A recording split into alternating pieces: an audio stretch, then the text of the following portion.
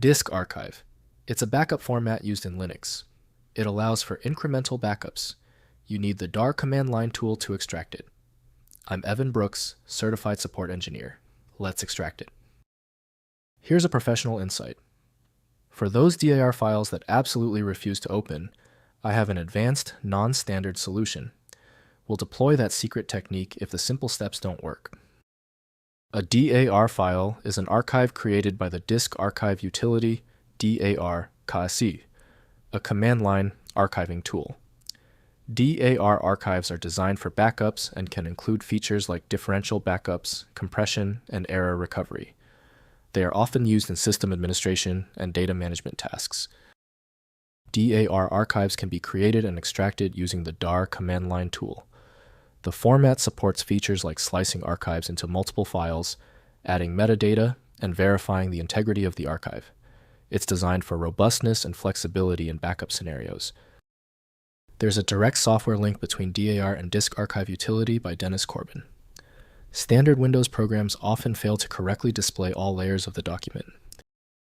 Windows cannot always interpret compressed structures, so decompression software is necessary. The first action is to find a compatible app. Right-click your DAR file and click Open With. Test Disk Archive Utility if available. If it is unavailable, choose another program. We need to find the specific decoder. If the DAR file is still refusing to open, it's expected. The reason for the error is almost certainly the DAR file's unique specifications. Let's consult our troubleshooting checklist. First, use DAR Utility. Open the file using the DAR Disk Archive command line utility, Linux, Unix. Next, check integrity. Use the DAR-T command to test the archive's integrity before attempting extraction. Finally, use Archive Extractor. Use a robust archive utility like 7-zip to browse and extract the contents. If compatibility checks failed, it is likely because the file extension name is shared by different developers for unrelated formats, causing your PC to use the wrong reading language. Rather than guessing, you can try switching to a dedicated parsing engine that is built to identify file structures autonomously and may offer a better chance of opening stubborn formats.